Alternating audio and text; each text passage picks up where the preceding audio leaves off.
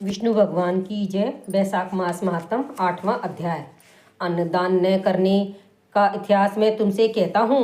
रेवा नदी के किनारे मेरे पिता पिशाच हो गए थे। वे भूख और प्यास से शिथिल होकर अपना ही मांस खाते थे। छाया वाले पेड़ के न मिलने से उनकी दशा बहुत बुरी हो रही थी।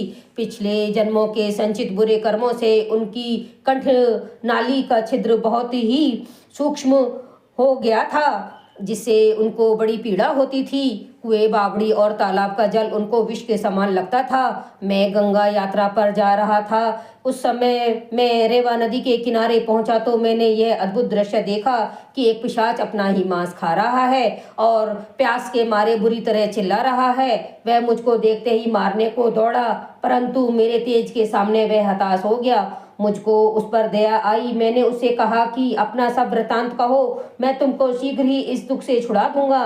वह कहने लगा कि अनर्त देश में भुवराकत नाम का एक नगर था। वहां मैं संस्कृत गोत्र में उत्पन्न हुआ और मंत्र मेरा नाम था। तप, दान और यज्ञ से मेरी बड़ी श्रद्धा थी। मैंने संपूर्ण विद्या पढ़ी और पढ़ाई, परंतु मैंने वैशाख मास में कभी अन्न का दान नहीं किया।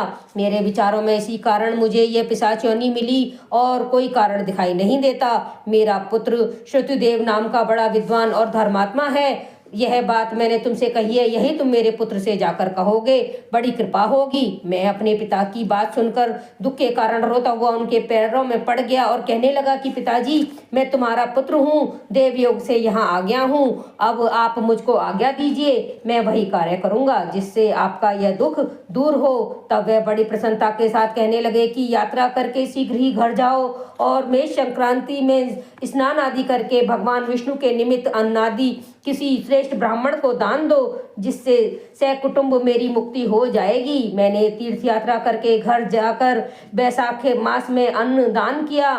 जब मेरे पिता पिशाच योनि से मुक्त हो मुझको आशीर्वाद देते हुए विमान में बैठकर बैकुंठ लोक को गए। सो हे राजन, मैंने तुमसे धर्म का यह सारभूत कहा। अब तुम्हारी क्या सुनने की इच्छा है? वैशाख मास महात्म 8वां अध्याय संपूर्ण। धन्यवाद।